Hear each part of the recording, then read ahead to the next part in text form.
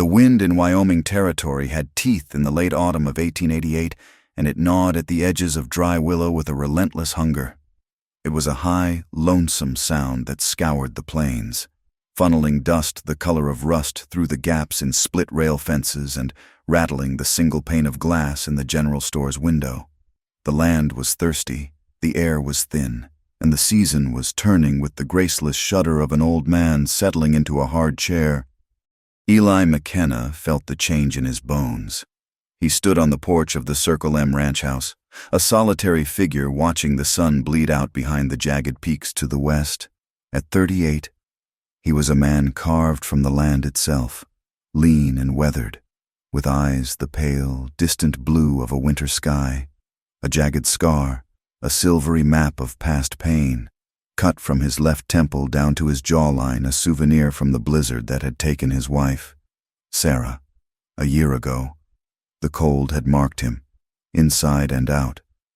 Since then, his words had become as scarce as summer rain, and his world had shrunk to the boundaries of his land and the small, bright presence of his daughter, Lila. Lila, all of 10 years old, was inside, humming a tune she'd learned at school. The sound was a fragile warmth against the encroaching chill.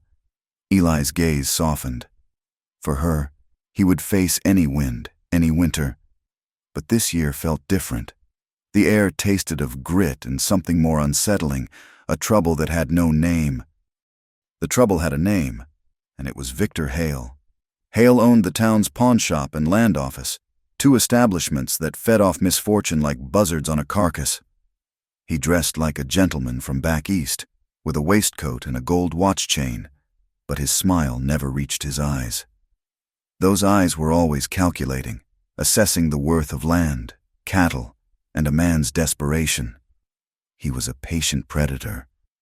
And Eli knew, with the certainty of a rancher reading the sky, that Hale's gaze had settled on the Circle M.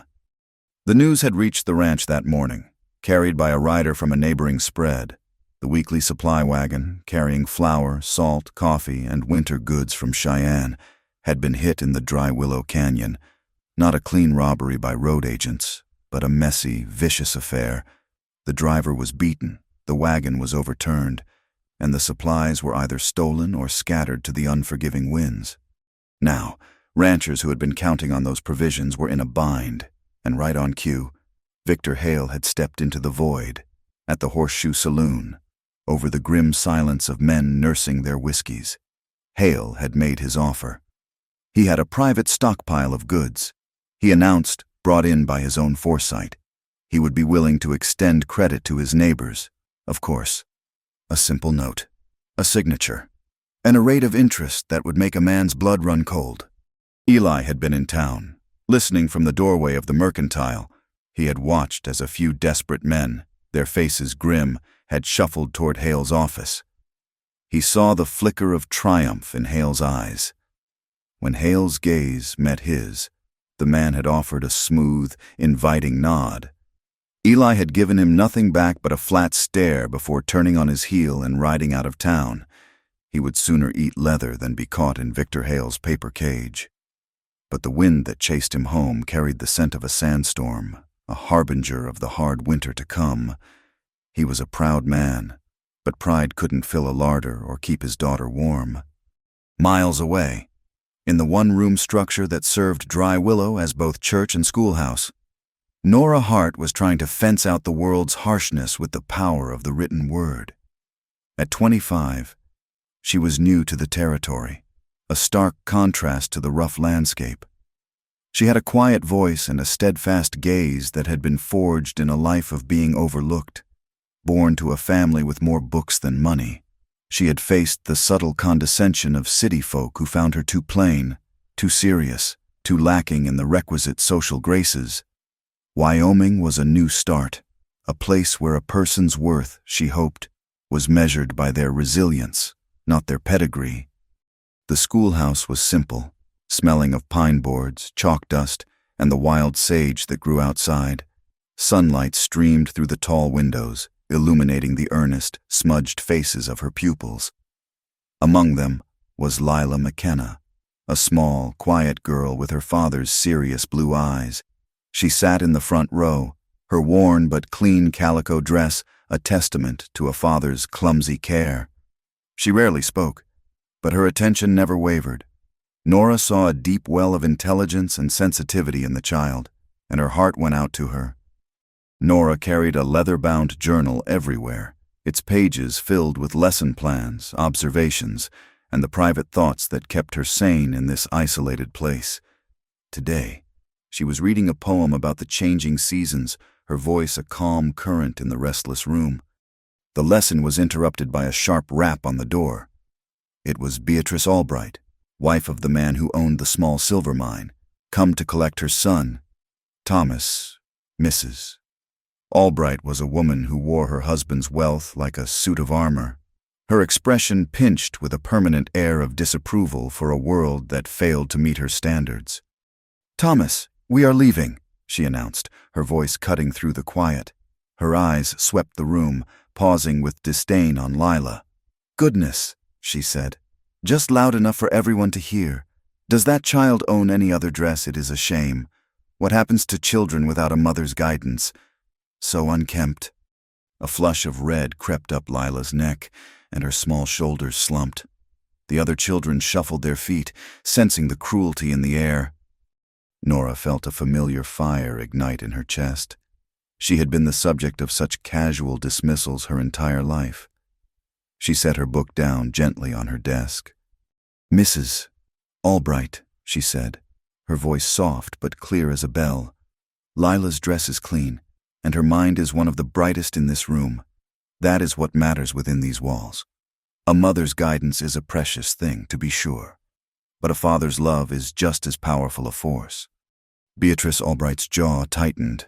She was not accustomed to being contradicted, especially not by a hired schoolteacher. "Well, some people do not know their place." "My place," Nora replied, stepping out from behind her desk, "is to ensure that every child here feels safe and respected. That is a lesson just as important as arithmetic." A few of the older boys grinned. Lila lifted her head, a flicker of gratitude in her eyes. "Mrs." Albright snatched her son's hand and pulled him toward the door. "You will be hearing from the school board about this. Miss Hart," she hissed before sweeping out. Nora let out a slow breath. She had won the respect of the children, but she had made a powerful enemy. In a town as small as Dry Willow, alliances were everything, and she had just alienated the wife of one of its most influential citizens. Later that evening, as Nora walked to her small room at the boarding house, the talk of the town swirled around her like the dust devils in the street. She heard men discussing the supply wagon, their voices low and anxious. She heard Eli McKenna's name mentioned, his stubborn refusal of Hale's offer a subject of both admiration and concern. She also heard something else, a lighter, more frivolous topic that seemed out of place in this harsh land. A few women gathered outside the mercantile were speaking in excited tones about the annual harvest ball. It was the biggest social event of the year, a rare chance to shed the grit and grime of daily life for a night of music and dancing. It was also, Nora gathered, a merciless stage for social scrutiny. Who danced with whom, who wore what, and most importantly, who arrived alone, were all topics for weeks of gossip. "A single woman has to be so careful," one woman was saying, "especially the new school teacher. Without a proper escort, tongues will surely wag." Nora quickened her pace, her cheeks burning.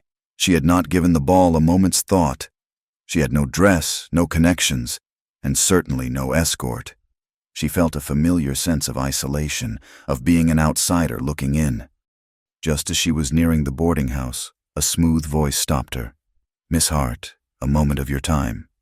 She turned to see Victor Hale stepping out from the shadows of his office. He tipped his hat, his smile a carefully constructed artifice. "I happened to overhear the ladies' conversation," he said, his tone oozing false sympathy. "A town like this can be unforgiving. It would not do for our dedicated teacher to be the subject of idle chatter. It would be my honor to escort you to the harvest ball. to protect your reputation. You understand." The offer hung in the air between them, heavy with unspoken meaning. It was not a kind gesture, it was a strategic move. To be seen on the arm of Victor Hale would be a public declaration, aligning her with his power, making her indebted to him. It was a silken rope he was offering, one that would surely tighten into a noose. Nora forced a polite, non-committal smile. "That is very thoughtful of you, Mr. Hale. But I have not yet decided if I will be attending." "Ashamed to miss it," he said, his eyes glinting. "It is an opportunity.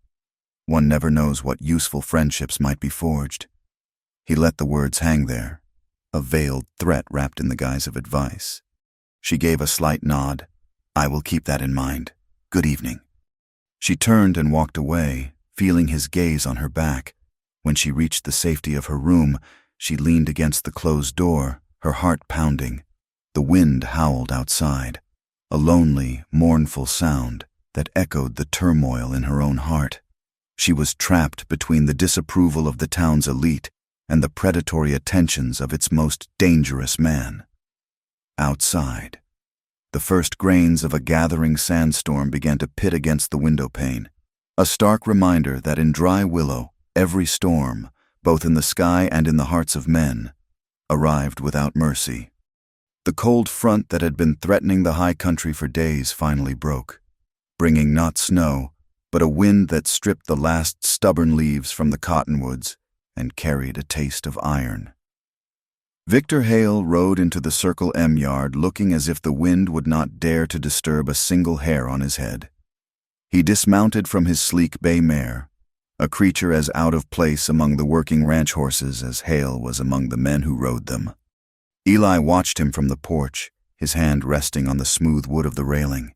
He did not move, did not offer a greeting.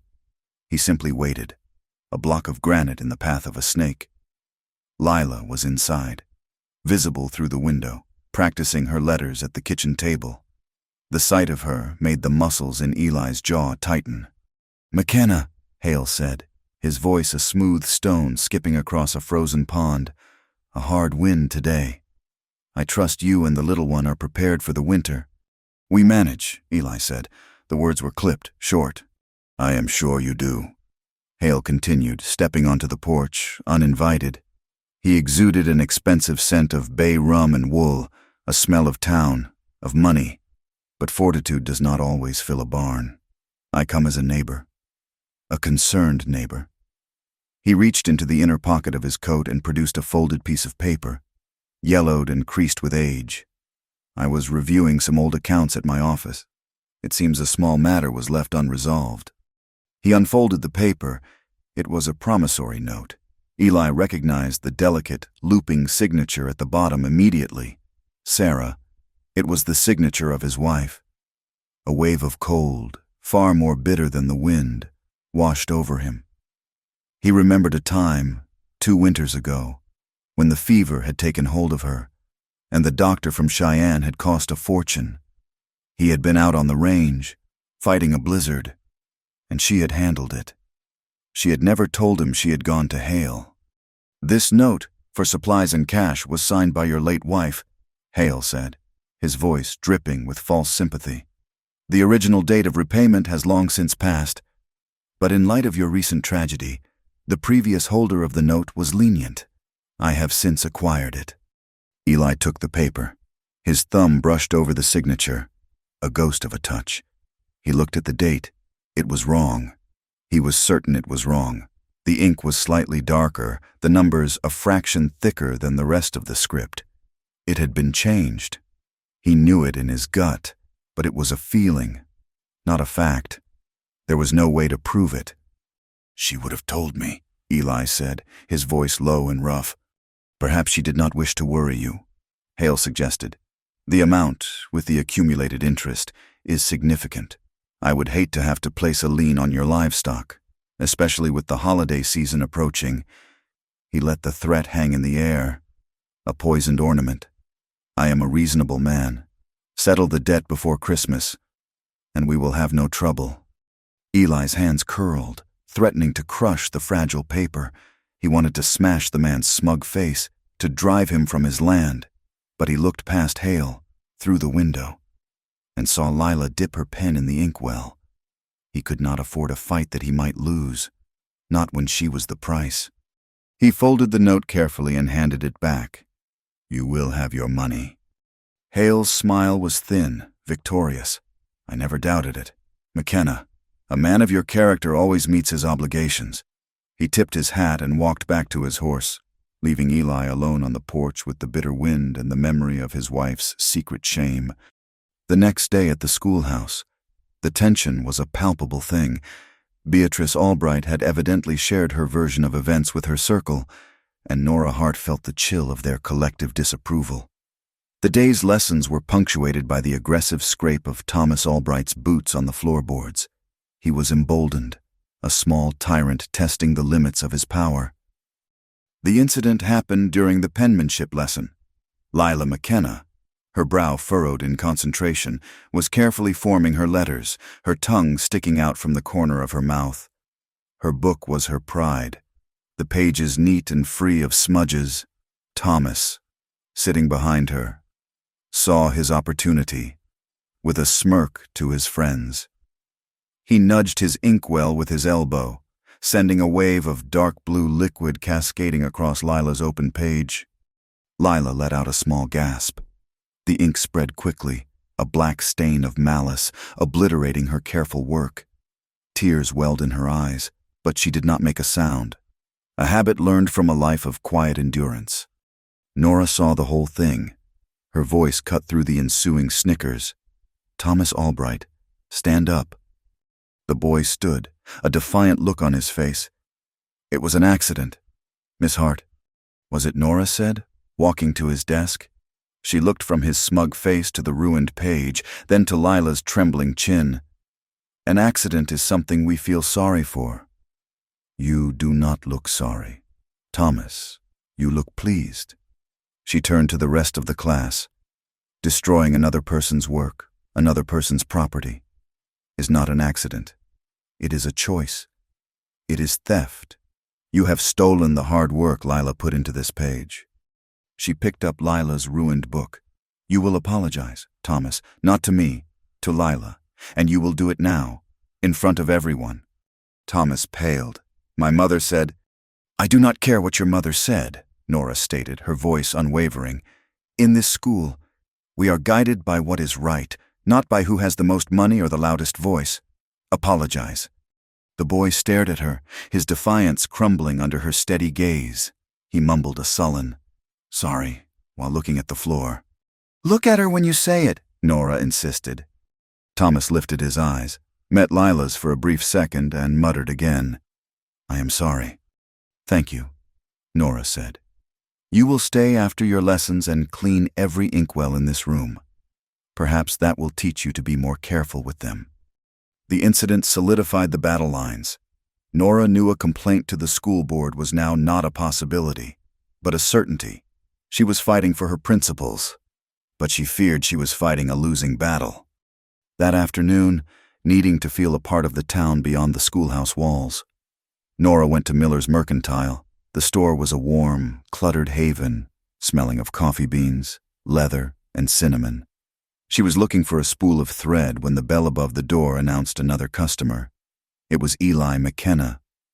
He nodded curtly to Mr. Miller, the proprietor, and his eyes, which seemed to scan the room for threats, passed over Nora without recognition. He moved to a table piled high with bolts of fabric, his large, calloused hands surprisingly gentle as he touched a length of thick, blue wool. "How much for enough of this to make a girl's coat?" he asked Mr. Miller, his voice low. The proprietor named a price. Eli stood motionless for a long moment. Nora saw the subtle fall of his shoulders, the tightening of the muscles along his jaw. He did not have the money. His pride was a wall around him, but Nora could see the desperation in the cracks. He was about to turn and leave. Acting on an impulse she did not fully understand, Nora stepped forward. "Mr. Miller," she said, her voice clear, "I was just on my way to ask if you had any need for wild plum jam. I put up more than I can use this year." Miller, a kind man with a gentle face, smiled. "Always have a need for your jam," Miss Hart, best in the territory." "Well," Nora continued, her heart beating a little faster. She did not look at Eli, but she could feel his stillness, his attention focused on her. "I have a dozen jars. I would be willing to trade them for, say, 3 yards of that fine blue wool." Miller looked from Nora's earnest face to Eli's stony one. He understood immediately. He was a man who knew the difference between charity and a helping hand. "That sounds like a fair trade to me," he said, reaching for his measuring stick. Eli finally moved.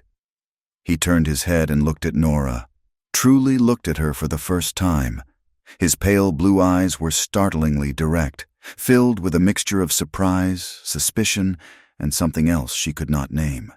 He saw not just a woman, but a stranger offering a kindness he had not sought. He saw the teacher Lila spoke of, the woman who had stood up for his daughter. "I cannot accept," he said, his voice raspy. "It is not for you," Nora said softly, finally meeting his gaze. "It is for the girl.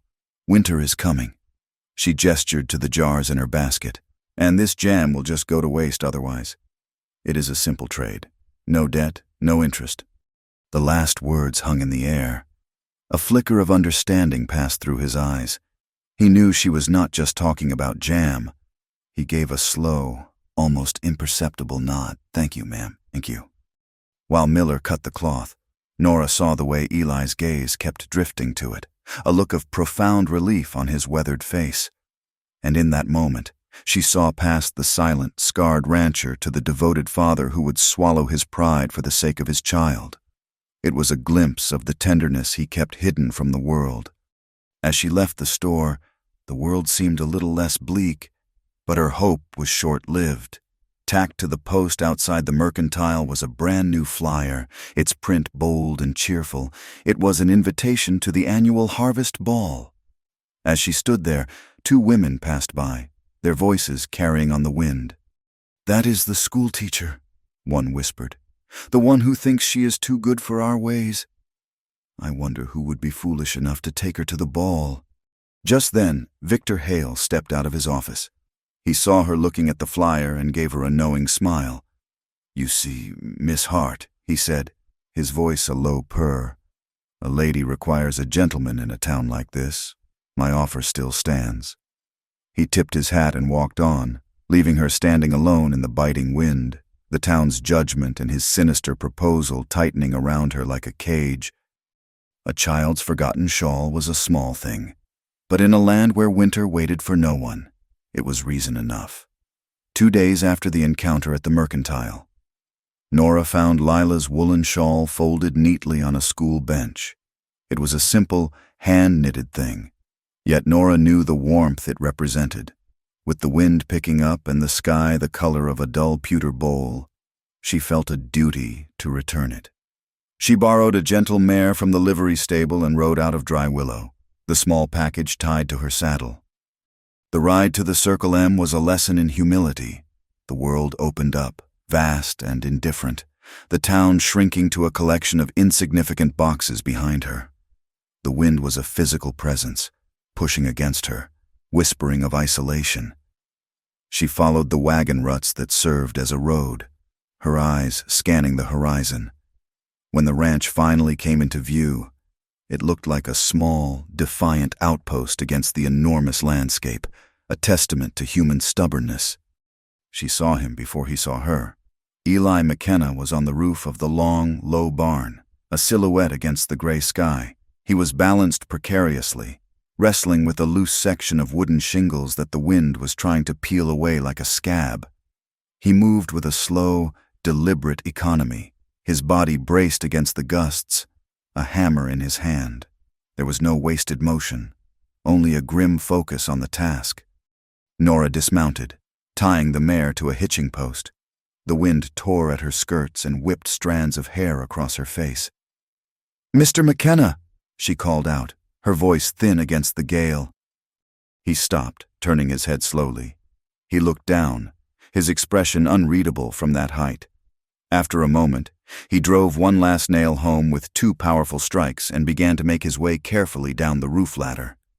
When he reached the ground, He did not walk toward her but to the large barn door, which was hanging askew from a broken hinge, banging a frantic, irregular rhythm against its frame. "The wind found a weak spot," he said, by way of greeting. He pushed against the heavy door, trying to force it back into place, his boots skidding in the dirt. Nora walked over, holding Lila's shawl. "Your daughter left this at school. I was worried she would need it." He glanced at the shawl, then back at the door. "Thank you." He gave the door another shove, the muscles in his back and shoulders bunching under his worn shirt. It was a job for 2 men. "It looks like you could use some help," Nora said. He stopped, looking at her as if she had just spoken a foreign language. The idea of this quiet, composed schoolteacher helping with ranch work was clearly outside his realm of experience. "I can manage. You can manage faster with a second pair of hands," she countered, setting the shawl on a clean barrel. "Just tell me what to do." He stared at her for a second longer, a flicker of something, perhaps grudging respect in his pale eyes. "Hold it steady," he grunted, nodding toward the door. "Keep the wind from catching it while I get this hinge reset." She put her shoulder to the rough wood, planting her feet firmly. The door was heavy, and the wind fought her, trying to rip it from her grasp, beside her. Eli worked with the focused intensity of a surgeon, his hands surprisingly deft as he worked the bent iron pin of the hinge back into its socket. She could smell the clean, sharp scent of pine from the roof shingles and the faint, honest smell of sweat and leather that clung to him. They did not speak. There was no need. There was only the wind, the groaning wood, and the shared, rhythmic work of their bodies against the forces trying to pull things apart. Finally, with a solid thud, the pin slid home. Eli took a heavy hammer and a spike from his belt and, with a few powerful blows, secured the hinge to the frame. The frantic banging stopped. A sudden, profound quiet fell between them, broken only by the steady howl of the wind. "There," he said, wiping a dusty hand across his brow. He looked at her, his gaze lingering on her flushed cheeks and the determination in her eyes. "Much obliged, ma'am." "You are welcome, Mr. McKenna." A small voice came from the ranch house door. "Papa, is that Miss Hart?" Lila stood on the porch, her face lit with a shy, hopeful smile. Eli's stern expression softened instantly. "It is. She brought your shawl back." "You should come in, Miss Hart," Lila called out. "It is warm inside." Eli looked at Nora, a silent question in his eyes. Before she could answer, he gave a slight nod toward the house.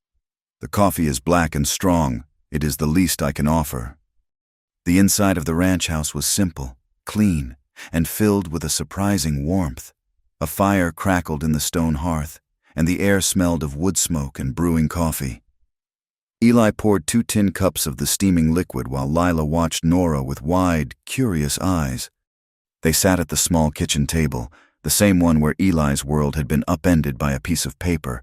The wind rattled the window panes, but inside, it felt like a sanctuary. "It takes a strong will to keep a place like this from blowing away," Nora said, wrapping her hands around the warm cup. "It is not about will," Eli said, his voice low. "It is just work. You do what needs to be done, every day." He took a sip of his coffee. "It is like the lessons you teach, I suppose. You learn your letters, your numbers, out here. You learn the wind, the sky, the feel of a coming winter. It is all just homework for the business of living." "The homework of being human," Nora mused, liking the phrase. "I tell the children that books are not just stories, they are tools. They teach you how to be strong on the inside, how to stand up straight when the storms come." Lila, who had been listening intently, suddenly spoke. "Will you stay for cornbread? Miss Hart Papa makes the best." Eli looked slightly flustered, but he did not contradict his daughter. "It is fresh from the oven." The cornbread was warm and moist, served with a dollop of butter. As they ate, the awkwardness between Nora and Eli slowly melted away, replaced by a quiet comfort. Lila, feeling brave, decided to test her father. "Papa," she said, her expression serious, "Miss Hart taught us a new word today. Can you spell hippopotamus? Eli choked on his coffee. He looked at his daughter, then at Nora, a rare, faint smile touching his lips. That is not a word a rancher has much use for. Try, Lila insisted. He sighed, running a hand over the scar on his face. H-I-P. He stumbled, looking to Nora for help. She just smiled, letting him struggle. He finally surrendered, laughing a low, rusty sound that seemed to come from a place long unused. All right, you win. How do you spell it? Lila spelled it out perfectly, beaming with pride. For a few minutes, the weight of the world lifted from the small kitchen. There was only a father, a daughter, and a guest, sharing a simple meal and a moment of laughter. As the afternoon light began to fade, Nora knew she had to leave. Eli walked her out to her horse. The wind had died down some, its fury spent for the moment. Thank you for the coffee, she said, and the lesson in spelling. Thank you for the help, he replied, and for being kind to my girl. Their eyes met, and in that moment, a silent understanding passed between them. They were two solitary people, each fighting their own battles in a hard land. After she had ridden out of sight, Eli did a final check of the ranch yard. As he passed the barn, something caught his eye. In the soft earth near the back wall, partially obscured by the shadows, was a set of boot prints. They were not his. They were not from any of his ranch hands. The heel was worn down in a particular way. They were the prints of a man who had been standing there for some time, watching. A cold knot formed in Eli's stomach. He was not just fighting the wind and the coming winter. He was being watched. 2 days later, Nora was summoned to a meeting with Mr. Thompson, the head of the school board. He was a nervous man who owned the feed store and was easily influenced by his wealthier customers. They met in his dusty office, the air thick with the smell of grain. Miss Hart, he began, avoiding her eyes. We have received a complaint, a formal one, from the Albrights. I expected as much, Nora said calmly. They say you are undermining parental authority, that you are introducing unsuitable notions of equality in the classroom. He shuffled some papers on his desk. Now, Victor Hale has spoken to me. He is a benefactor of the school, you know. He believes in a proper, orderly community. Nora's blood ran cold. Mr. Hale feels your situation is untenable, Thompson continued, finally looking at her, his expression miserable. He has suggested a solution. There is a teaching position open in the Red Creek mining camp. It is a rough place, but it is a position, a transfer. The threat was clear. It was exile. And if I do not wish to be transferred, Nora asked, her voice steady despite the tremor in her hands.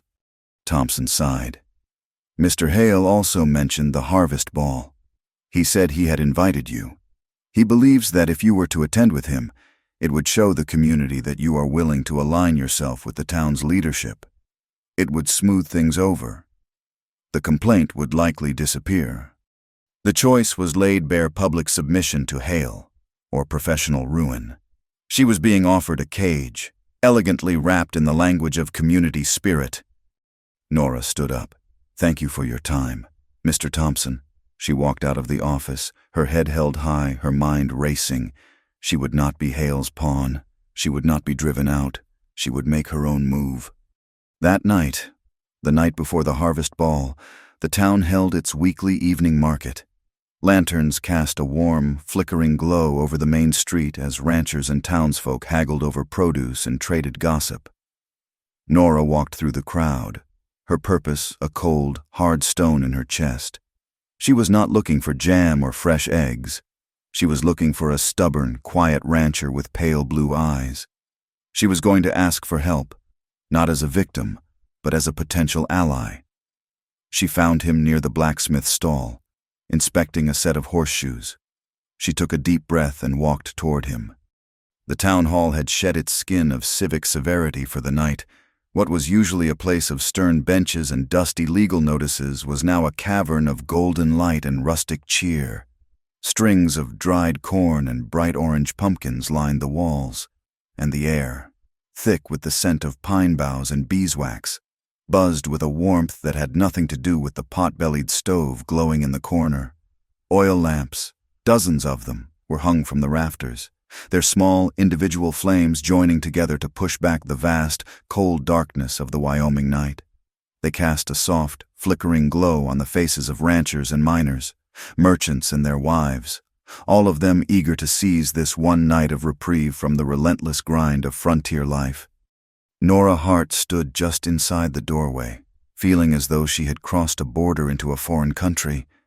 She wore her best dress, a simple dark green wool that she had painstakingly altered herself, but she felt plain and out of place amidst the calico and the few bits of silk that adorned the town's more prosperous women. She watched the dancers twirl to the lively tune of a fiddle, their boots stomping a rhythmic beat on the worn floorboards. Laughter echoed off the high ceiling. For a moment, she felt a pang of profound loneliness, the familiar ache of the outsider. Her eyes scanned the crowd, and her stomach tightened when she saw Victor Hale near the center of the room, looking regal and proprietary, accepting greetings like a king holding court. Not far from him, Beatrice Albright stood with a group of women, and Nora felt the sharp sting of her disapproving gaze from across the room. Then she saw him. Eli McKenna was standing against the far wall, partially obscured by a pillar, a tin cup of what was probably cider held loosely in his hand. He looked even more out of place than she felt. He was a man of open spaces, of wind and work, and this crowded, noisy room seemed to cage him. He wore clean denim trousers and a dark shirt, but he could not shed the aura of solitude that clung to him like dust. As Nora watched, a stout, bustling woman she recognized as the widow Martha, known for her relentless matchmaking, steered a pale, terrified-looking young woman directly into his path. Nora could not hear their words, but she could read the story in Eli's rigid posture and the polite, desperate set of his jaw. He was trapped, and he did not know the way out. This was her moment. This was the reason she had come. It was a desperate gamble, a public declaration of defiance against the forces that sought to control her. Taking a deep, steadying breath, she started across the floor. Each step felt momentous, as if she were wading against a current of whispers and stares. She kept her eyes fixed on Eli, a lone, steady point in a swirling room. She reached him just as the widow was describing her niece's supposed talents in baking and needlepoint.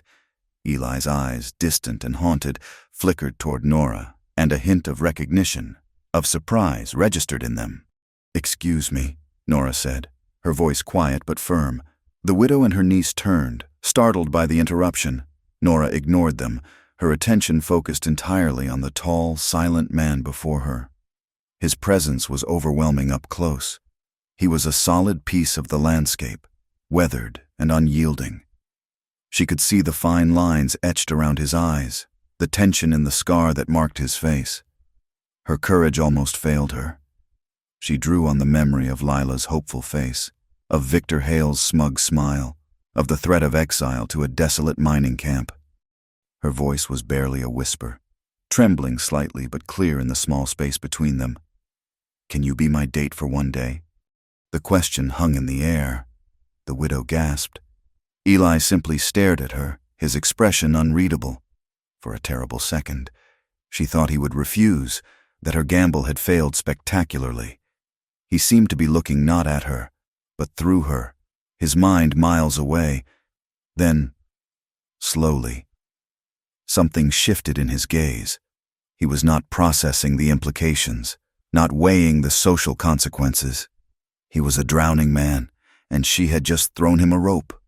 A slow, tired smile touched his lips. "Yes," he said, the word a low rumble. "Yes, ma'am, I can." Relief washed over Nora so intensely her knees felt weak. At that exact moment, a small figure darted through the crowd. Miss Hart. Lila, her face shining with excitement, skidded to a stop in front of them, a bright red ribbon in her hair. "You came, and you are talking to Papa." Eli froze. The smile vanished, replaced by a look of dawning comprehension. He looked from Nora's face to his daughter's and back again, the pieces clicking into place with an audible snap. He went completely still for a half-second, the full weight of the situation landing on him. Then, To Nora's astonishment, he threw his head back and let out a short, sharp laugh. It was a rusty, unused sound, but it was genuine. "I should have known," he said, shaking his head at his own foolishness. He looked at Nora, a wry, self-deprecating light in his eyes. "The girl has not stopped talking about Miss Hart for a month. I suppose I should have put it together." The murmuring started then, a low wave of whispers that rippled through the hall. Heads turned, eyes stared. The widow Martha, her face a mask of indignation, herded her niece away as if Nora were contagious. Across the room, Victor Hale's face had become a thundercloud. His smile was gone, replaced by a look of cold, possessive fury. He had been publicly thwarted, and by the two people in town he most wished to control. He began to walk toward them, his movements smooth and predatory. The crowd parted for him. He stopped a few feet away, his eyes, like chips of ice, fixed on Nora. "Well, well," Hale said, his voice loud enough for everyone nearby to hear. "Our dedicated schoolteacher. I see you have decided to seek a more secure position. Clinging to a man with land is a clever way to keep your job, I suppose." The insult was a physical blow. Nora flinched, color draining from her face. The whispers grew louder, tinged with malice. Eli's brief moment of humor vanished, replaced by a cold, dangerous stillness. He took a half-step forward, placing himself slightly in front of Nora, a silent, protective gesture. He did not look at Hale. He looked at her. "Miss Hart," he said, his voice calm and steady, a rock in the middle of a rushing stream. He extended a hand to her. "Would you do me the honor of this dance?" The fiddler, sensing the shift in the room's atmosphere, nervously struck up a slow, sweet waltz. Victor Hale stood frozen, his insult ignored, his power neutralized by a simple, quiet act of decency. Eli's gesture was a refutation of everything Hale had implied. It was not a transaction. It was an invitation. Nora placed her trembling hand in his. His grip was warm and solid. He led her onto the floor. The other dancers seemed to melt away, clearing a space around them as if they were suddenly the only two people in the room. He placed a hand on her waist, his touch hesitant but firm. They began to move. It was not a graceful dance. Eli was a horseman, not a waltzer, and his movements were stiff and unfamiliar. Nora was so flustered she almost stumbled twice. But they held on to each other, two novices navigating an unknown territory. The oil lamps cast long, dancing shadows around them. In their warm, intimate light, the rest of the world, with its judgments and its cruelty, seemed to fade away. They moved in a small, self-contained circle of quiet defiance. Eli looked down at her, his expression serious. "If I step on your foot," he said, his voice a low murmur meant only for her, "will you make me write lines?" A genuine smile broke through Nora's anxiety, lighting up her face. 100 times, she whispered back, "I will not tread on the schoolteacher's toes." He smiled back, and for the first time, she saw the man he might have been before the blizzard, before the scar, before the world had closed in on him. In the middle of the dance floor, under the curious eyes of the entire town, they were not just a rancher and a schoolteacher. They were two people who had found an unlikely ally in a world that had offered them none. After the dance, the atmosphere had irrevocably changed. They were a unit now, a subject of intense speculation. They did not dance again, but stood with Lila near the edge of the room, a small, quiet island. When the evening ended, Eli walked them to the boarding house under a sky full of cold, brilliant stars. The farewell at the door was brief, almost shy, but as he turned to leave, he paused. "Thank you, Miss Hart, for the dance. Thank you, Mr. McKenna, for everything." He nodded once, then disappeared into the darkness. But the night was not over. In a dark alley behind the Horseshoe Saloon, the festive sounds of the ball now just a faint echo, Victor Hale stood with two of his men. Brenner and Cole were shadows, their faces hard and indistinct in the gloom. Hale's voice was no longer smooth or charming. It was a low, venomous hiss. "He made a fool of me," Hale said, staring at the lights of the town hall. "He thinks he can stand against me. He needs to be reminded of how quickly things can be lost in this country. A fire can start so easily on a windy night." He turned to his men, his eyes glinting in the darkness. "Go out to the circle, Em. Find his hay barn. I want you to teach that stubborn rancher a lesson. I want him to watch it burn. The smell of smoke is the devil's own alarm clock. It does not nudge, it invades, a greasy, acrid presence that bypasses the ears and goes straight for the throat." Eli McKenna woke with a gasp, his heart hammering against his ribs before he was even fully conscious. A hellish orange light pulsed against the bedroom window, an unnatural dawn rising in the dead of night. He was out of bed in an instant, pulling on his trousers and boots, his mind a cold, clear engine of calculation. The hay barn. The roar that met him outside was the sound of a living beast, a monstrous, crackling entity that was devouring his winter, his future, his labor, bale by precious bale. Flames clawed at the night sky, sending a geyser of sparks spiraling into the wind. His two ranch hands, roused from the bunkhouse, were already there, their faces stark and terrified in the flickering light. "The horses!" Eli yelled over the din, his voice a raw command. "Get the horses out of the main stable, now!" The heat was a physical blow. He wrapped an arm over his face and plunged toward the stable, which stood perilously close to the inferno. The animals were screaming, a high, panicked sound of pure terror. They kicked at their stalls, their eyes wide and white. In town, Nora Hart was woken by the frantic clang of the fire bell. She went to the window of her small boarding house room and saw it immediately. A furious red stain on the horizon in the direction of the Circle M. A cold dread seized her. It could not be a coincidence.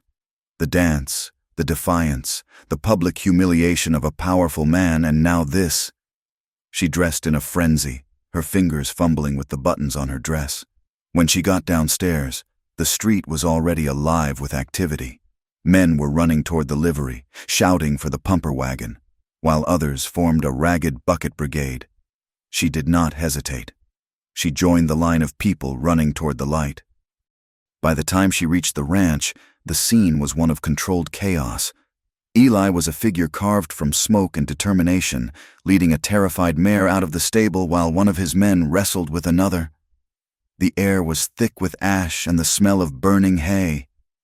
She saw Lila standing near the porch of the ranch house, a small, frozen figure wrapped in a blanket, her face a pale oval of shock.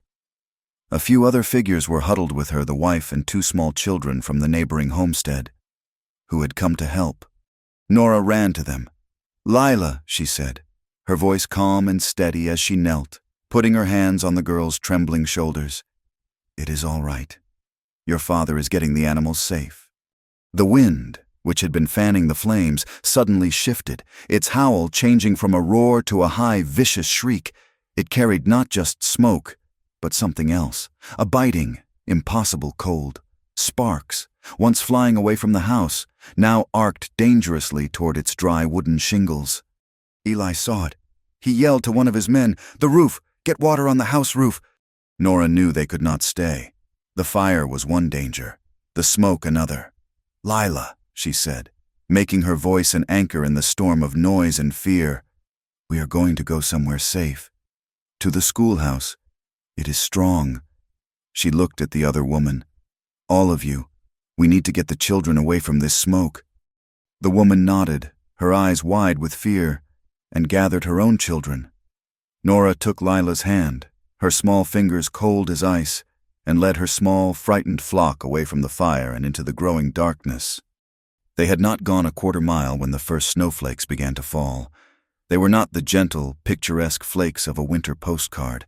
They were thick, heavy, and wet, driven almost horizontally by the wind. Within minutes, the air was a blinding curtain of white. The world disappeared. The fire behind them became a diffuse, fading glow, and the path ahead was erased. It was a blizzard, a freak, unseasonable storm that had descended with the speed and fury of a divine judgment. It was nature, impartial and absolute, intervening in the affairs of men. The snow hissed as it hit the remnants of the fire, the great roar diminishing to a sullen sizzle. The blizzard that was dousing the flames was also now a trap, erasing the world and stranding them all in a universe of swirling white. Nora felt a surge of adrenaline. She was the teacher. These were her charges. She knew the way to the schoolhouse by instinct, every dip and rise in the road. Holding Lila's hand tightly, she pushed forward, herding the small group, calling out words of encouragement that were snatched away by the wind. The schoolhouse was a dark, solid shape that loomed out of the chaos. Getting the frozen door open was a struggle against the wind, but they finally stumbled inside, into the absolute, echoing blackness. Nora's hands went immediately to the place she knew by heart. The matches were in a tin box on her desk. The small stove was in the corner. There was a stack of firewood beside it, and a box of blankets she kept for the poorer children in the cold months. Soon, a small fire was crackling in the stove, a tiny sun in their dark, cold world. The building shuddered and groaned as the full force of the storm hit it, the roof shaking under the weight of the wind and snow. The younger children began to cry. Nora moved with a calm purpose that belied the fear in her own heart. She distributed the blankets, wrapping the children in their rough wool.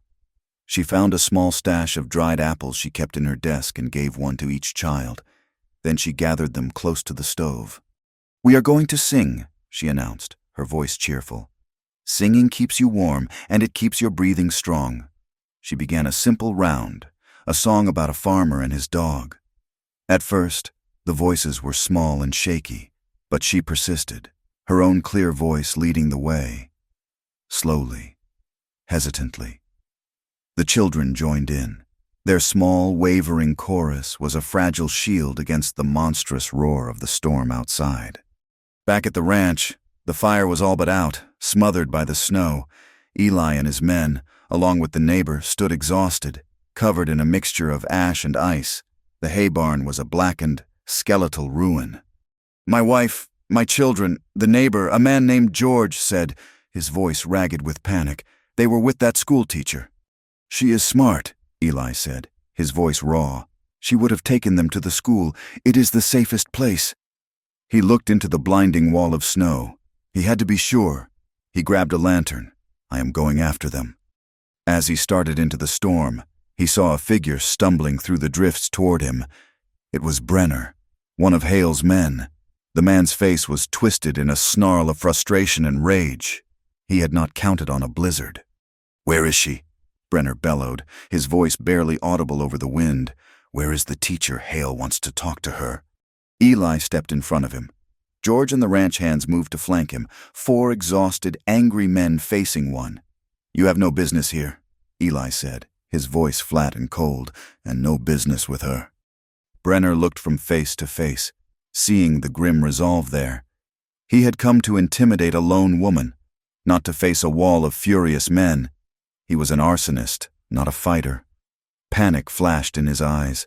He took a clumsy step backward, slipping on a patch of ice. He scrambled, regained his footing, and then turned and fled, disappearing into the white chaos. As he fell, something metallic had dropped from his belt, landing in the snow with a soft thud. Eli bent down. It was a hunting knife, heavy and well made, and carved into the wooden handle, clear and unmistakable, was a single elegant letter. H. The dawn broke on a world remade. The blizzard had passed, leaving behind a landscape of profound silence and startling beauty. Everything was buried under a thick, pristine blanket of white. The sun rose in a pale, clear sky, casting long blue shadows across the snow. The Circle M was a scene of muted devastation. The burned-out barn was a black scar on the white land. The smell of wet ash hung in the cold, clean air. A few of his calves, the ones kept in a pen near the barn, were gone, likely scattered in the storm. The loss was a heavy weight in his gut. He found them at the schoolhouse, all safe. Nora was asleep in a chair near the cold stove, a blanket wrapped around her shoulders. The children were huddled together on the floor, still sleeping under their own blankets. The sight of Lila, safe and sound, caused an ache in his chest so profound it was almost pain. He did not wake them. He just watched for a moment. A silent guardian. He went back outside, his mind working. The knife was in his pocket, a cold, hard piece of evidence. He began walking, following the deep, messy tracks Brenner had left in his panicked flight. He did not know what he was looking for. He just felt a need to follow the trail of the evil that had invaded his home. The tracks led away from the ranch, toward a small, rocky outcropping. There, half buried in a drift of snow, was a dark leather pouch.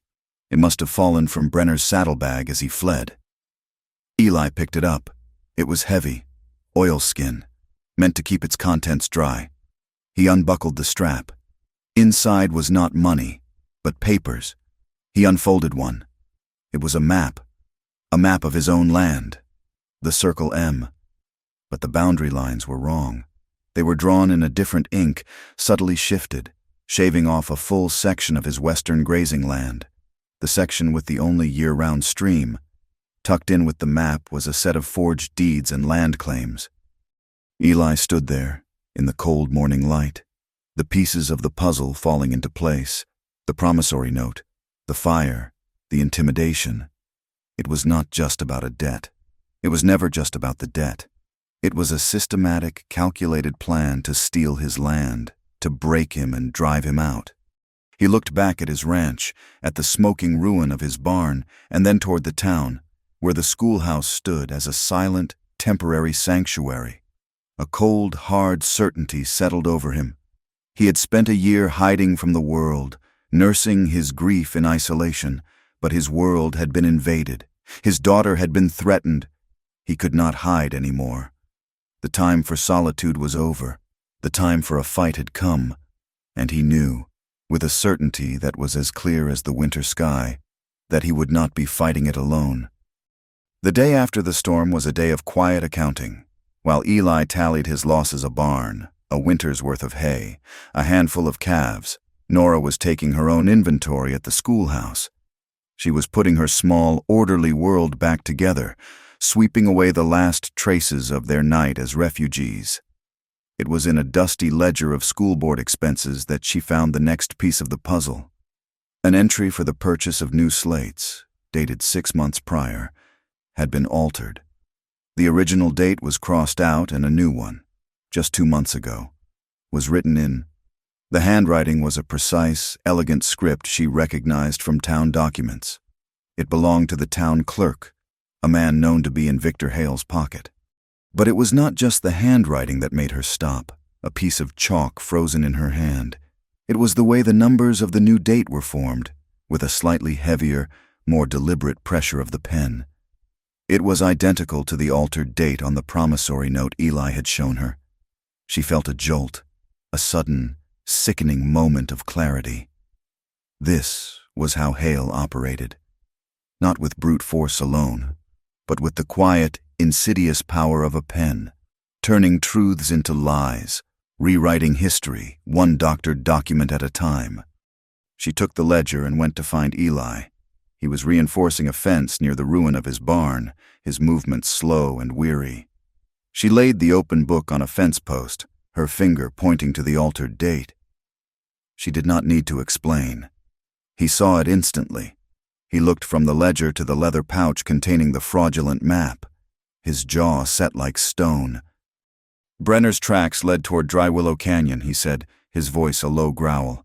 If there are more papers, the originals, maybe, he might have them stashed there, away from town. It was a long shot, a desperate guess, but it was the only lead they had. We should tell the county marshal, Nora said, though the words sounded hollow even to her. The marshal was a day's ride away, and by then, any evidence would be long gone. There is no time, Eli stated. He looked at her, his eyes asking a question he would not speak aloud. He was going. He did not ask her to come, but he did not tell her to stay. Lila can stay with the neighbors, Nora said. Her decision made, I am coming with you. Dry Willow Canyon was a deep, jagged scar in the earth, a place of long shadows and cold, damp air. They rode in silence, the sound of their horses' hooves muffled by the snowpack. The canyon walls rose steeply on either side, shutting out the sun. Eli dismounted where Brenner's tracks, now a day old, veered off the main trail toward a narrow, rock-strewn creek bed. "We go on foot from here," he said, tying the horses. He pulled a rifle from its scabbard, the metallic sound unnaturally loud in the silence. The creek was frozen over in wide, treacherous sheets of ice. They had not gone 50 yards when a voice echoed from the rocks above. "That is far enough. McKenna." Brenner stepped out from behind a cluster of boulders, a rifle held loosely in his hands. He was not alone. Cole, Hale's other hired muscle, emerged from the opposite side. It was a trap. "Looking for this," Cole said, holding up a tin box. "Hale figured you might get clever." Eli's face was a mask of cold fury. He raised his rifle slowly. "It is over. We have enough to see Hale hanged." Brenner laughed, a harsh, ugly sound. "I do not think so." He gave a short whistle. From a small alcove hidden in the rock face, a third figure emerged, holding the hand of a small child. It was Lila. She must have slipped away from the neighbors, wanting to follow her father. Her face was pale, her eyes wide with terror. "Papa," she whispered, her voice a tiny, broken thing. The world seemed to tilt under Eli's feet. The rifle in his hand suddenly felt impossibly heavy. The strength drained out of him, replaced by a cold, black wave of fear. This was his nightmare. The thing he had tried to protect, the one pure thing in his life, was now a pawn in their filthy game. "Put the rifle down, McKenna," Cole ordered, "or the girl gets hurt. Hale just wants you to sign a new bill of sale for the ranch. A clean transfer. Then you and the kid can ride out of here and never look back." Nora's mind was racing. Panic was a luxury she could not afford. She looked at Lila, at the man holding her, a brute whose name she did not know. She saw the girl's small chest rising and falling in quick, shallow breaths. She remembered the night of the storm, the singing, the need for calm. "Lila!" Nora called out, her voice clear and steady, a teacher's voice. "Look at me. We are going to play a game, the breathing game. Remember, we breathe in for 4 counts. 1, 2, 3, 4, and out for 4. 1, 2, 3, 4. The man holding Lila looked at Nora, confused by this strange interruption. Lila's terrified eyes found Nora's.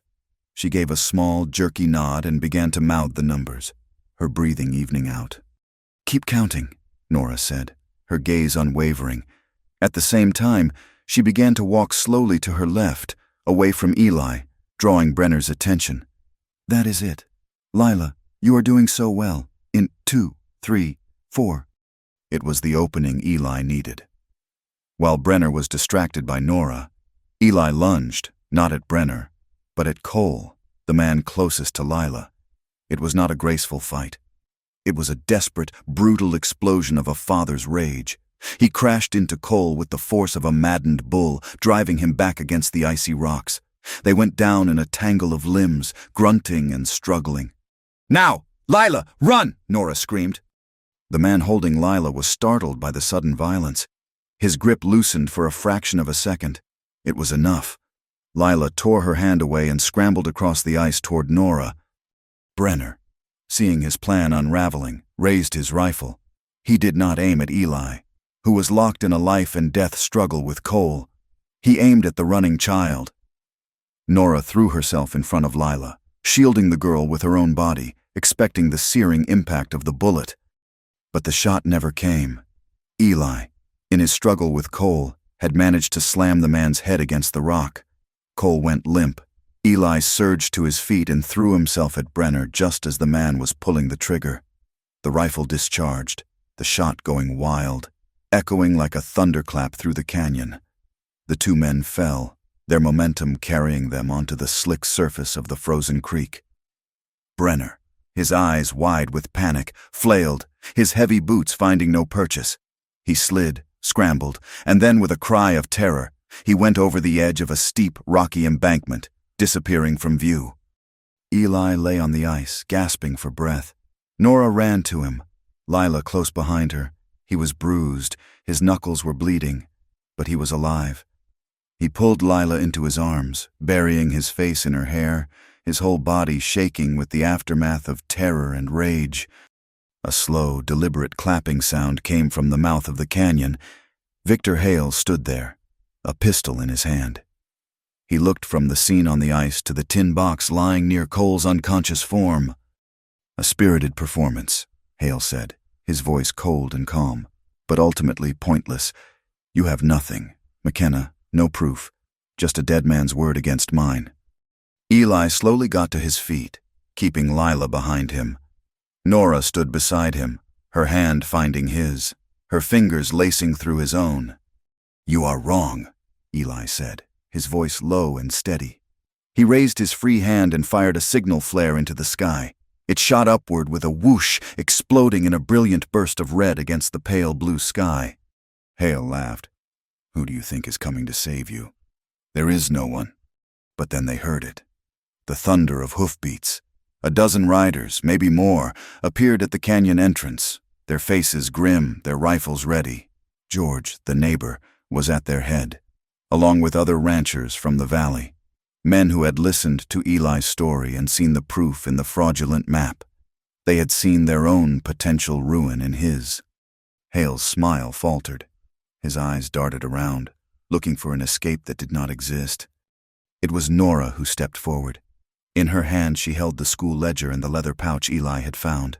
"We have the knife that your man dropped, Mr. Hale," she said, her voice ringing with a newfound authority. "We have the forged map of the Circle M, and we have this—" She held up the ledger. "Proof that the town clerk, your clerk, has been altering official documents, the same way he altered the date on the promissory note you hold against Mr. McKenna. The community deserves to see the truth." Hale looked at the ring of hard faces surrounding him, at the evidence in Nora's hands, and he knew it was over.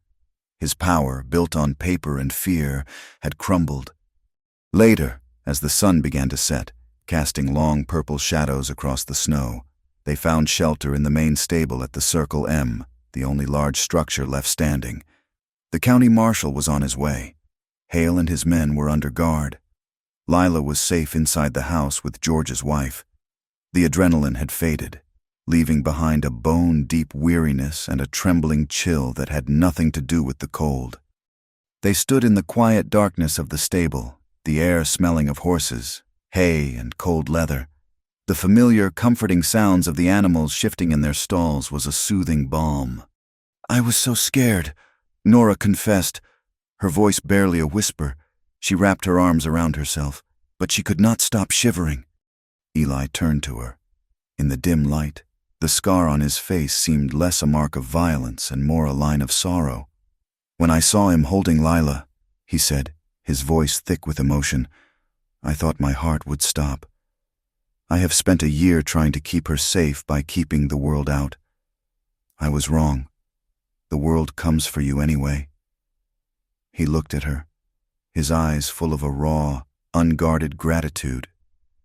"You saved her. Nora, you kept your head. You were brave when I was just angry." "We were brave together," she said. He took a step closer. The space between them was charged with all the things they had not said, all the things they had been through. Fear, relief, a dawning, terrifying hope. "I do not know what happens tomorrow," he said softly, "but I know I do not want to face it alone. I want more days like the one we had in the kitchen. I want more of this feeling of not being the only one fighting." He reached out, his calloused, gentle hands taking her arms. He drew her closer, and she went willingly, leaning her head against his chest. He wrapped his arms around her, a hesitant, powerful embrace. She was shaking, and he was trembling, and they held onto each other as if they were the only two solid things in a world that had tried its best to break them.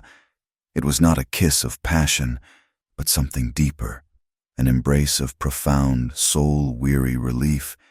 It was the feeling of coming home after a long and terrible storm. Just as the last light faded from the sky, they heard the sound of more riders entering the yard. A man with a silver star on his chest dismounted. The county marshal had arrived. He walked toward the house, then stopped and shouted an order. Two deputies moved to where Victor Hale was being held. The metallic click of handcuffs being locked echoed in the cold, still air, The immediate danger was over. But as Nora watched the law take its course, a cold knot of anxiety formed in her stomach. She had helped bring a villain to justice, but she had done so by creating a scandal, a whirlwind of violence and public accusation. The school board did not approve of teachers who caused trouble, no matter how righteous the cause. She had won the battle, but she was still in danger of losing her war. The justice of the frontier was not a thing of polished courtrooms and bewigged judges. It was a rougher, more immediate affair, conducted in whatever space was large enough to hold the town's simmering conscience. The trial of Victor Hale took place in the same town hall where the harvest ball had been held. The festive decorations were gone, replaced by a grim functionality. A long trestle table served as the judge's bench, where the county marshal, a man with a weathered face and weary eyes, presided over the proceedings. The entire town seemed to be packed into the room, their faces a mixture of curiosity, anger, and a certain grim satisfaction. Eli and Nora sat on a bench near the front, Lila between them.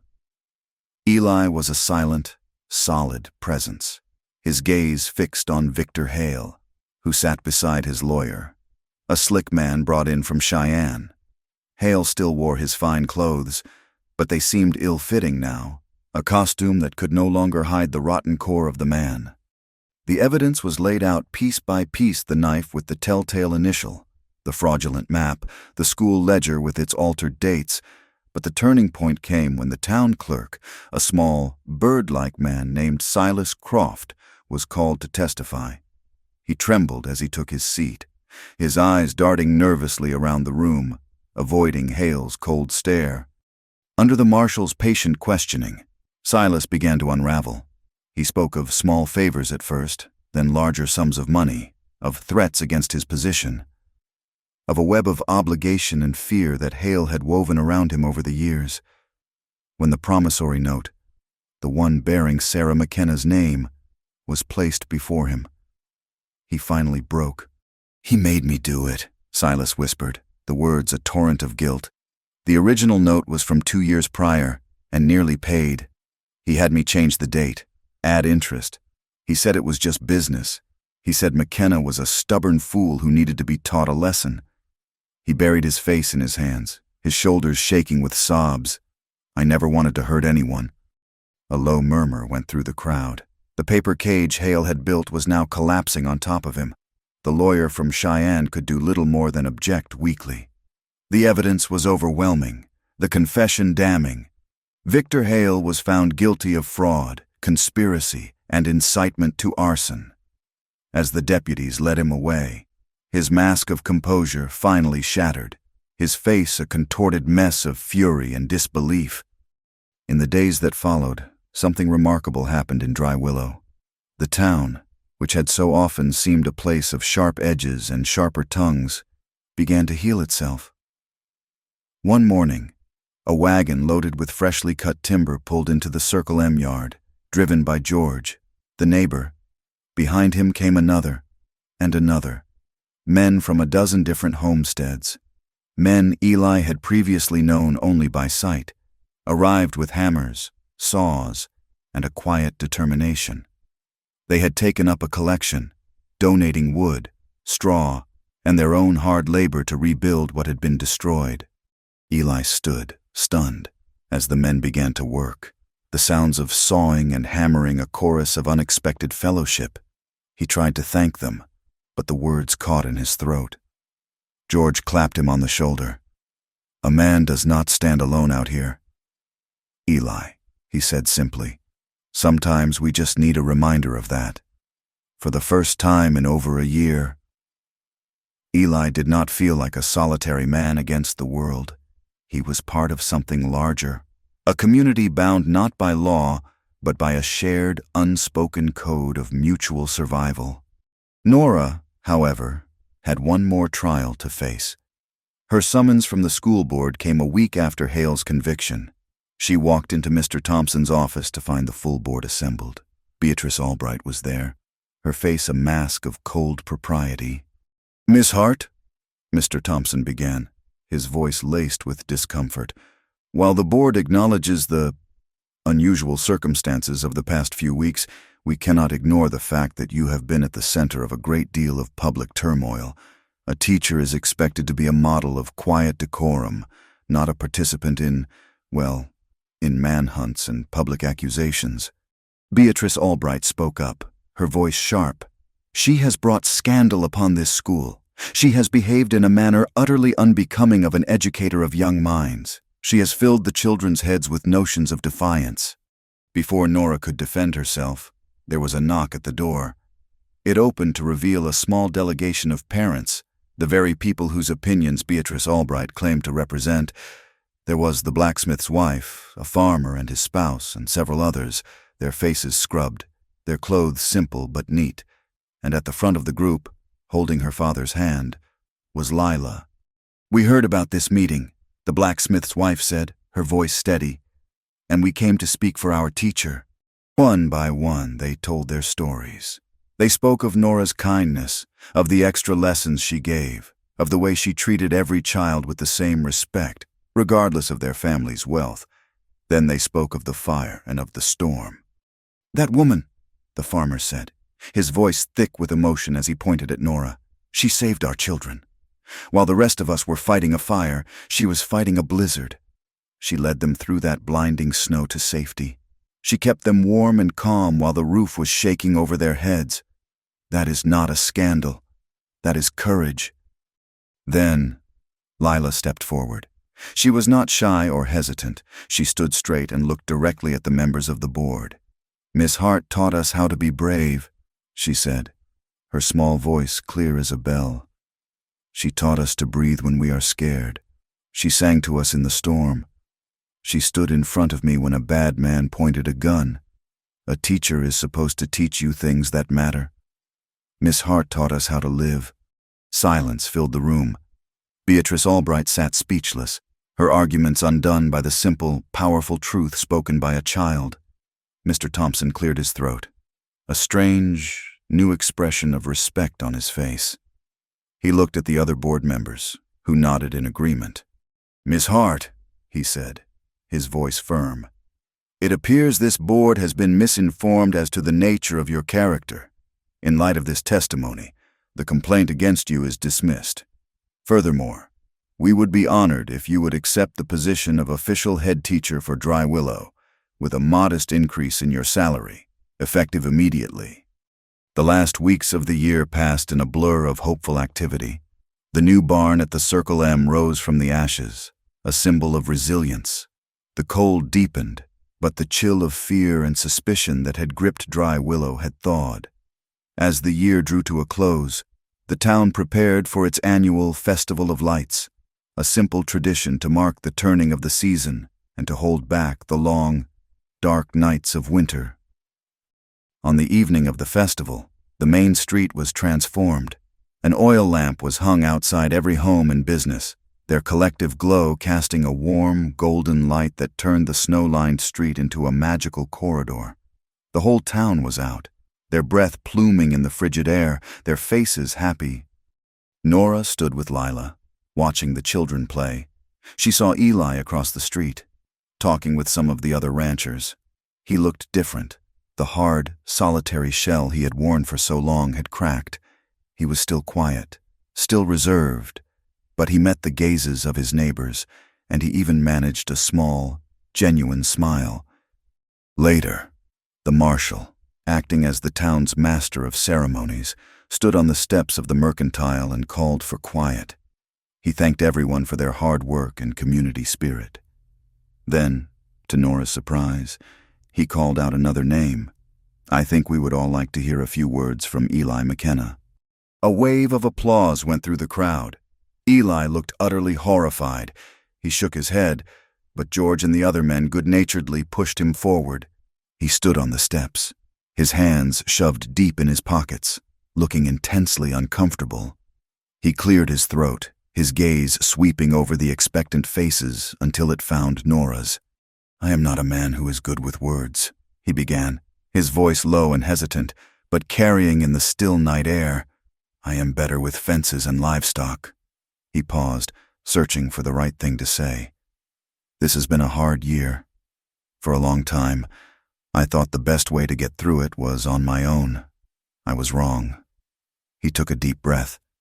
A lot of things have changed lately, and I suppose it all started on a particular day. His eyes were locked on Nora's now.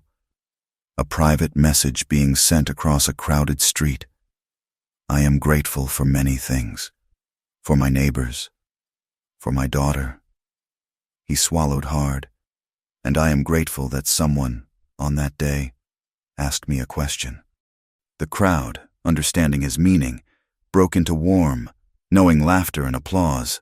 He had not said her name, but he had told the whole town everything. He gave a curt nod and quickly stepped down, melting back into the crowd. His face flushed. As the festival began to wind down, he found her near the edge of town, where the lamplight gave way to the starlight. "That was a fine speech," she said, a gentle tease in her voice. "It was a terrible speech," he countered, but he was smiling. They stood in a comfortable silence for a moment, watching their breath freeze in the air. "Nora," he said, his voice serious again, "I was thinking about that question." "Were you?" "I was," he confirmed, "and I was wondering if you might consider asking it again sometime." He looked at her, his heart in his eyes, for another day, and maybe for a lot of days after that. The hope in his voice was a fragile, beautiful thing. Nora's heart felt full to bursting. She looked up at him, at his scarred, honest face, and her smile was as bright as the festival lights. "Mr. McKenna," she said, her voice full of warmth and laughter, "are you asking me to give you a lifetime of lines to write?" Winter settled over the high country, a deep and binding cold that sealed the land under a blanket of white, but for the first time in a long time, the Circle M ranch house did not feel like a lonely outpost. It had become a center of gravity, a point of warmth in the vast, frozen landscape.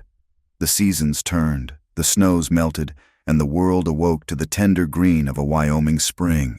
A new rhythm established itself, a quiet cadence of 3 lives weaving together into a single, sturdy braid. There was the life of the schoolhouse, a world of chalk dust, inkwells, and the bright, eager minds of children. Nora's domain was no longer just a job. It was a calling she pursued with a renewed sense of purpose and security. But her days no longer ended in a small, solitary room at the boarding house. They ended with a ride out to the ranch, where 2 figures, one large and one small, would often be waiting by the fence line to watch her approach.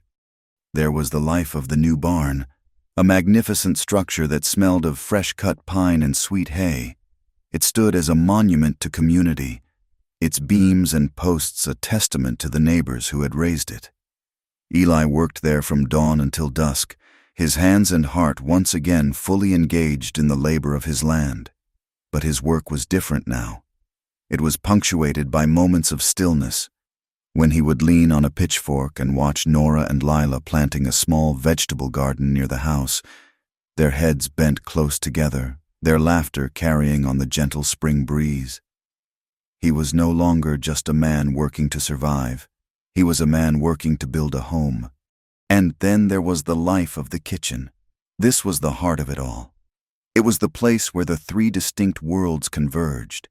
It was the scent of strong coffee that Eli brewed on the stove each morning, the warmth of the cornbread that Nora now taught Lila how to bake, the simple ritual of sitting down at the small wooden table at the end of the day. They would share meals and stories. The quiet rancher, the steadfast teacher, and the little girl who was the bridge between them. In the warm glow of the lamp, the last vestiges of Eli's guarded solitude melted away, and the weary caution in Nora's eyes was replaced by a soft, steady light. One afternoon, as a soft rain pattered against the roof, Nora sat with Lila at the kitchen table. She presented the girl with a gift.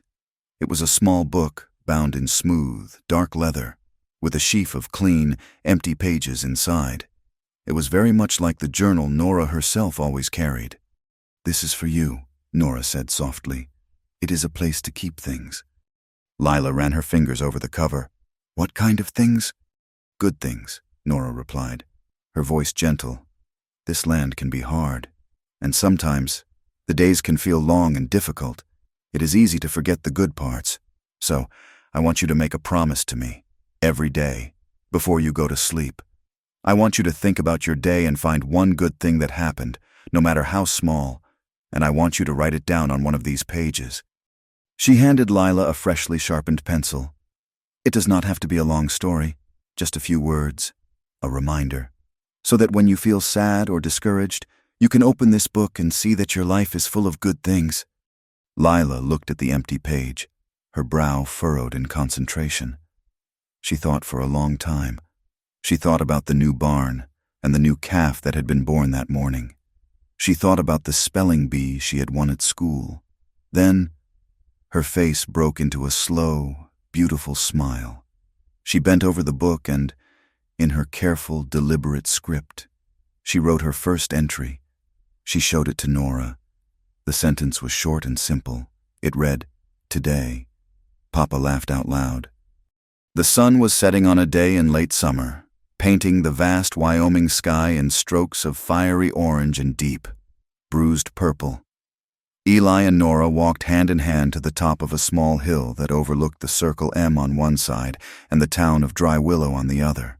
A gentle westerly wind, the same wind that had once felt so full of teeth and malice, now whispered through the tall grass, carrying the scent of sage and distant rain.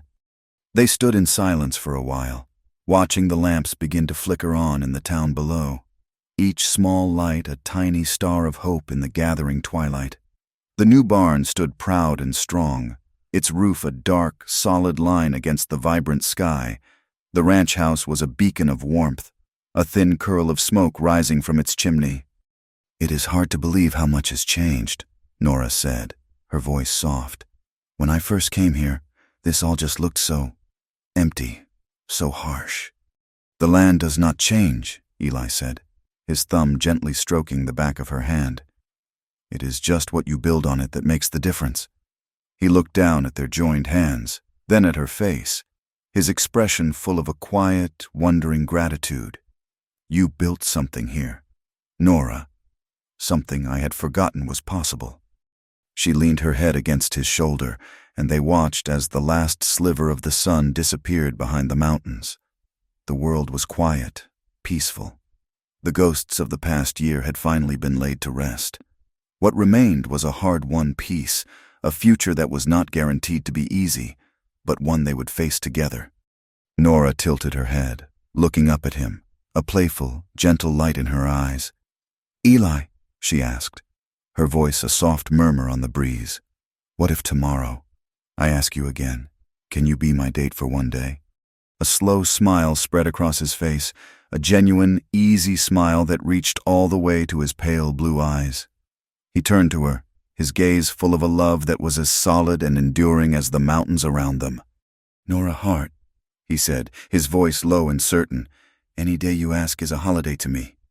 He squeezed her hand, and they turned, leaving the view behind them. They walked back down the hill, toward the warm, waiting light of the ranch house, their steps in perfect sync, their path illuminated by the rising moon. The wind followed them, no longer a lonesome, hungry sound, but a soft, steady whisper that spoke not of hardship, but of home. Theirs was not a fairy tale ending of riches and ease. It was something far more precious, a simple story of justice served, of a community mended, and of a love that had proven strong enough to bloom and thrive in the harsh, beautiful heart of the American West. Thank you for listening to our story. Please let us know where you are listening from in the comments so we can all connect. And remember to subscribe to Wild West Night, like, and hit the hype button to help share this story with more people.